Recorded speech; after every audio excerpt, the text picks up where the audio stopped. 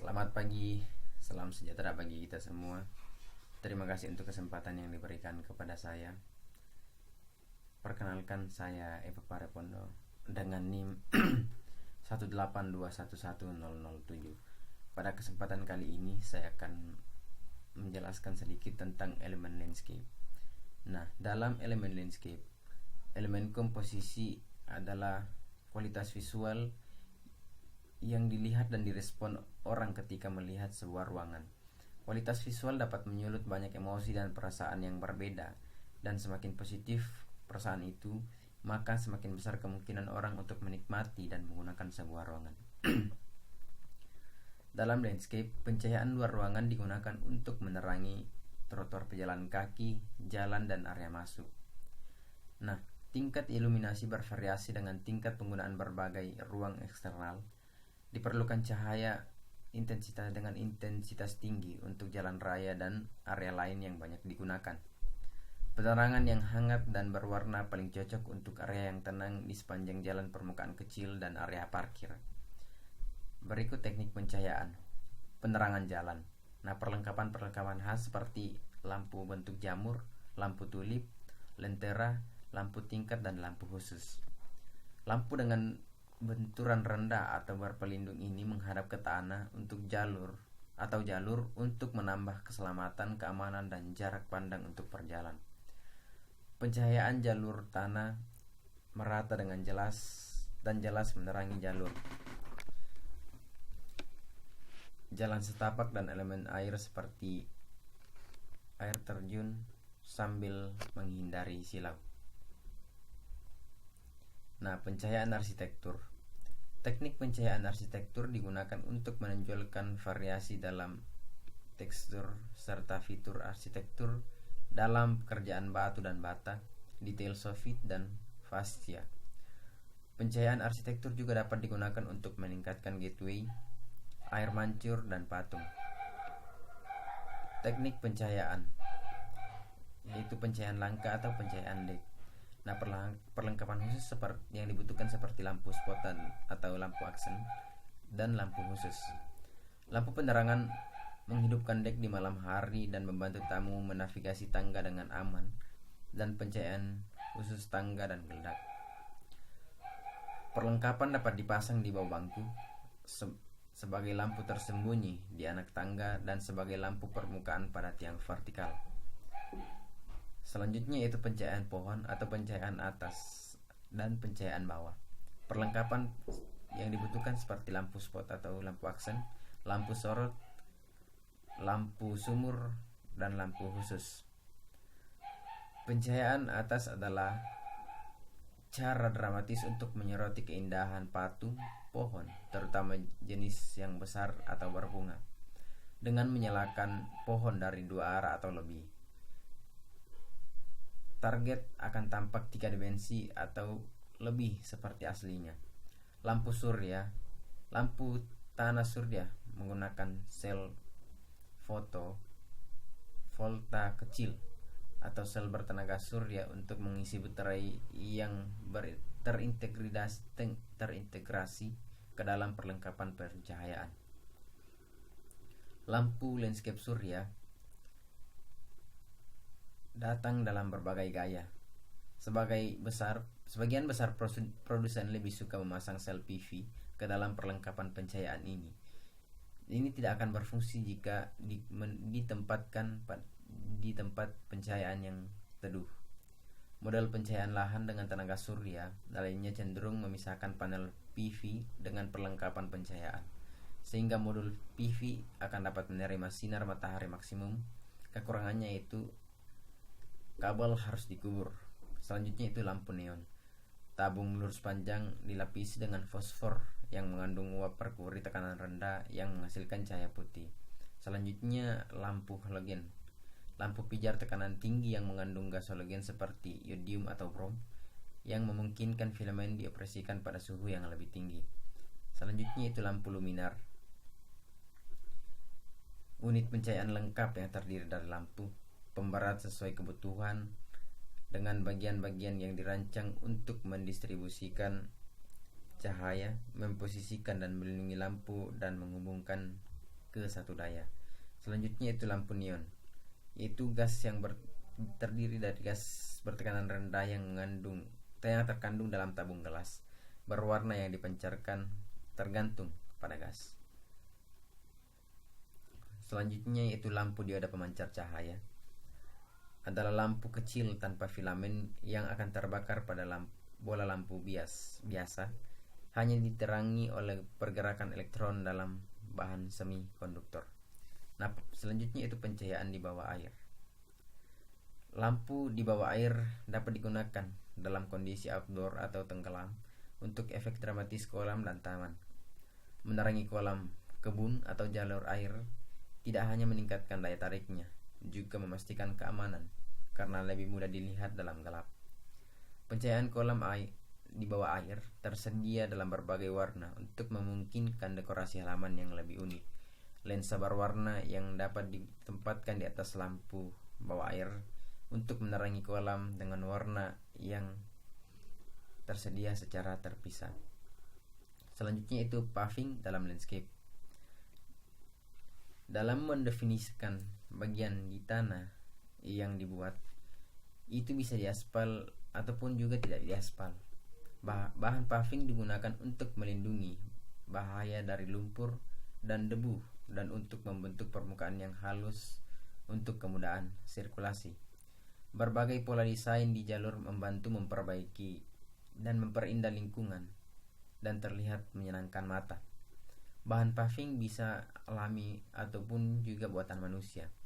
Bahan paving buatan tersedia dari berbagai macam tekstur dan warna. Beberapa bahan yang digunakan antara lain sebagai berikut, yaitu penggunaan batu sebagai bahan paving. Batu, salah satu bahan paving tertua, menawarkan permukaan halus yang baik, tahan lama, dengan perawatan minimum yang diperlukan. Reruntuhan dan batu alsar adalah dua bentuk batu yang digunakan untuk paving.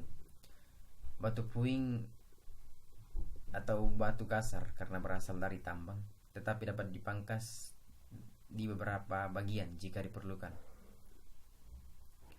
Batu bata asal diratakan atau dipotong dari tambang dan lebih sering digunakan daripada reruntuhan untuk permukaan dinding. Berikut adalah gambar-gambar dari batu yang digunakan sebagai paving. Nah, penggunaan batu bata sebagai bahan paving. Batu bata menawarkan berbagai macam bentuk, tekstur, dan warna, serta fleksibilitas dalam penggunaan. Terdiri dari tanah liat yang keras, terbakar, dan serpi. Tersedia warna apa saja karena variasi kandungan kimia tanah liat. Batu bata bisa digunakan untuk membuat ubin dengan bentuk yang bervariasi karena permukaannya yang keras dan tahan terhadap aus dan retak. Ubin ini paling cocok untuk paving di luar ruangan. Bisa diletakkan di pangkalan batu atau di lempengan beton. Pola yang paling umum adalah ikatan, herringbone, dan anyaman keranjang. Berikut gambar penggunaan batu bata sebagai bahan paving.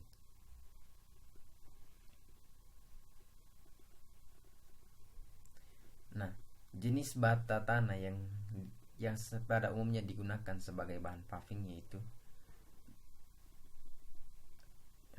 yaitu bentuk jack on jack, running bone, basket wave, half basket wave, herringbone, dan diagonal herringbone.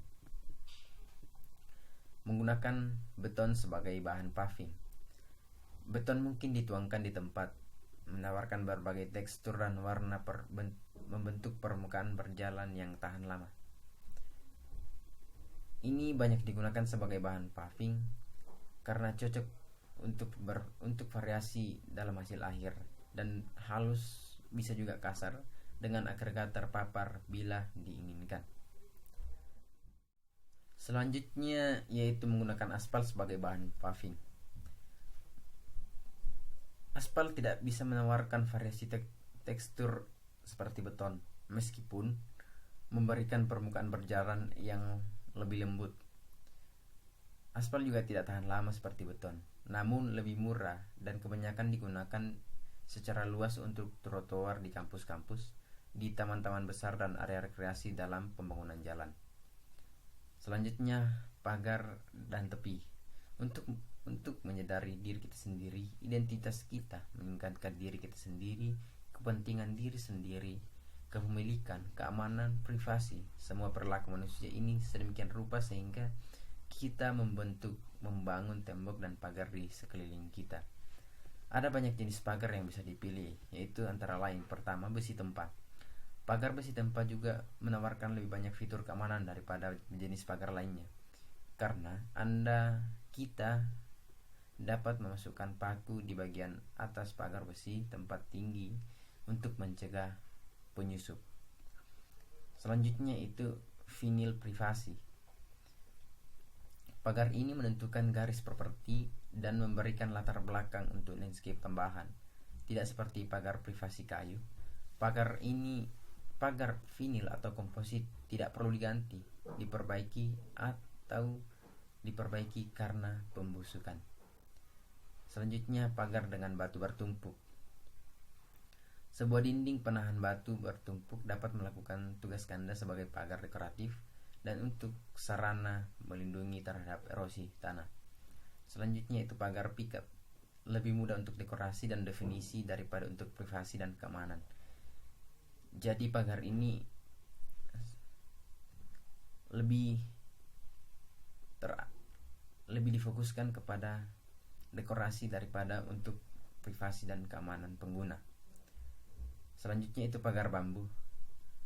Bambu adalah sumber daya terbarukan, sehingga membuatnya menjadi pilihan yang ramah lingkungan untuk material pagar. Bambu tumbuh dengan cepat sehingga dapat menahan pagar bambu hidup sebagai bagian dari landscape dan berharap memiliki batang bambu yang tinggi dalam waktu sekitar 2 tahun. Selanjutnya, batu. Landscape dengan batu menghadirkan unsur alami yang membangkitkan rasa solid dan rasa aman. Jenis batu dan penggunaannya: yang pertama itu sebagai dinding penahan.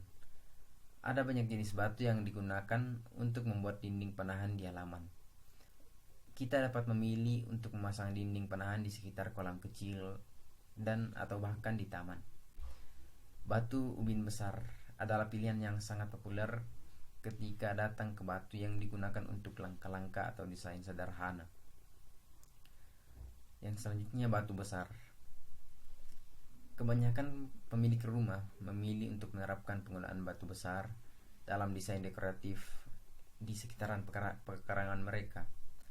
Produk hebat di jalan batu-batu besar termasuk dari kayu bridge, Wisconsin, granit, dan bahkan batu barat sarang lebah. Selanjutnya itu marmer. Banyak orang memilih menggunakan marmer saat mendekorasi landscape mereka. Marmer dapat digunakan untuk membuat tanda di sekitar atau di kolam taman. Dan bahkan air mancur marmer dapat dibeli untuk memunculkan daya tarik alami dan kolam atau area taman. Itu juga dapat digunakan pada patung. Selanjutnya itu batu alam. Batu alam sering menjadi pilihan untuk struktur landscape kecil. Selanjutnya batu hias. Digunakan di jalur atau jalan setapak untuk memperindah taman. Beberapa di antaranya seperti Royal George, Nugget Kenari, kerikil kayu pantai, dan banyak lagi. Selanjutnya itu material kayu.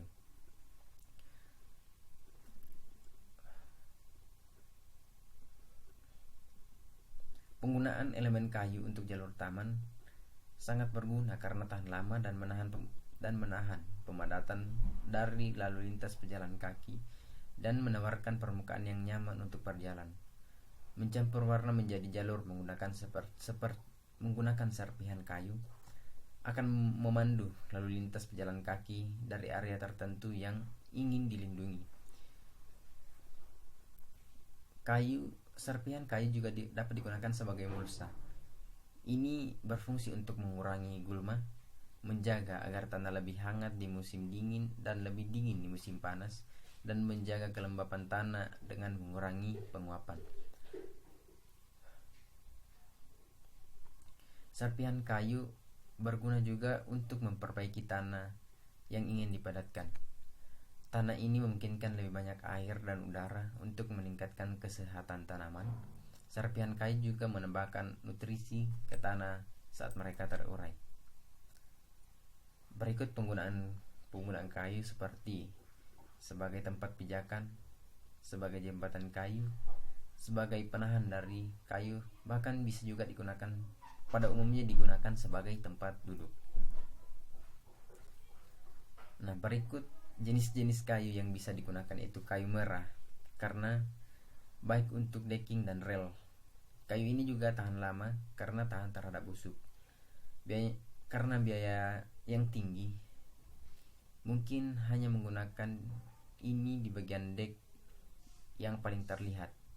Ini adalah kayu yang relatif lunak dan dapat mudah rusak. Oleh karena itu, yang terbaik adalah mengebor lubang untuk menghindari belahan kayu. Selanjutnya itu cedar. Cedar mirip dengan kayu merah dan dalam daya tahannya dan terhadap busuk dan hama serangga. Cedar biasanya tidak digunakan sebagai komponen struktural dalam konstruksi karena itu jauh lebih lemah daripada kayu merah dan cemara. Kayu ini hanya digunakan untuk bagian dekoratif dari suatu proyek. Rata-rata kayu cedar digunakan sekitar setengah dari biaya kayu merah dan sekitar 2 kali lipat dari kayu olahan bertekanan. Selanjutnya itu komposit plastik kayu dan vinil. Kedua bahan ini baru dan menjadi populer di industri konstruksi. Kayu komposit atau kayu plastik diproduksi dari serat plastik dan kayu. Komposit hampir tidak bisa dihancurkan dan hampir kebal terhadap busuk dan serangga. Kedua bahan konstruksi ini lebih mahal daripada kayu merah, tapi daya tahan mereka lebih tinggi dan bahkan tanpa batas waktu. Berikut adalah gambar-gambar dari elemen landscape dan contoh-contoh penggunaan elemen landscape yang telah dijelaskan di atas.